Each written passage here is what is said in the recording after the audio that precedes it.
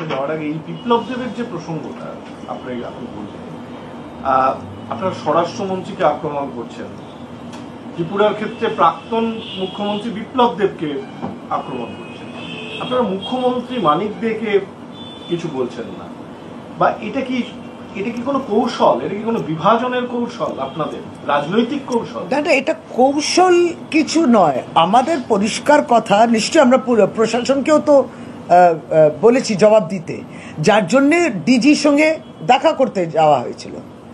DGP আপনি বলুন যে কোন গ্রাউন্ডে আমাদের তৃণমূল কংগ্রেসের প্রতিনিধিদের আটকানো হয়েছে, আমরা তো গ্রাউন্ডই বুঝতে পারছি না। আমরা নিশ্চয়ই পুলিশ এবং পুলিশ কেন ছিল এখানে, তো পুলিশের কোনো ভূমিকা নেই এখানে। একটি বিরোধী দল ত্রিপুরাতে গেছে তার পার্টি অফিস দেখতে, পৌঁছতে পারে না, প্রচার করতে পারে না।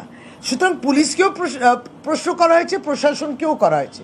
পুলিশের সঙ্গে এই যে আলাদাভাবে দেখা করার ক্ষেত্রে নিশ্চয়ই জিজ্ঞেস করা যে এই যে অ্যারেস্ট হয়নি কেন, পুলিশের উপস্থিতিতে ভাঙচুর হলো কেন, আটকানো হয়নি, এইগুলো ডিজির সঙ্গে কথা। নিশ্চয়ই প্রশাসন এবং প্রশাসন মন্ত্রী বলছে যে না আমরা তো আটকাচ্ছি না, না ওদেরকে যেতে দিচ্ছি। তাহলে 1.5-2 ঘন্টা কেন আটকালেন?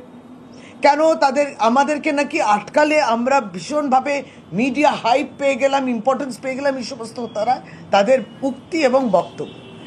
আমরা মানিক সাহা কতটা তিনি মুখ্যমন্ত্রী হিসেবে তার কি ভূমিকা, আমরা বলছি যে বিপ্লব দেবকে আরও করছি, কারণ বিপ্লব দেবকেই কিন্তু পুরস্কার করে বাংলায় তাকে দেওয়া হয়েছে একটা দায়িত্ব।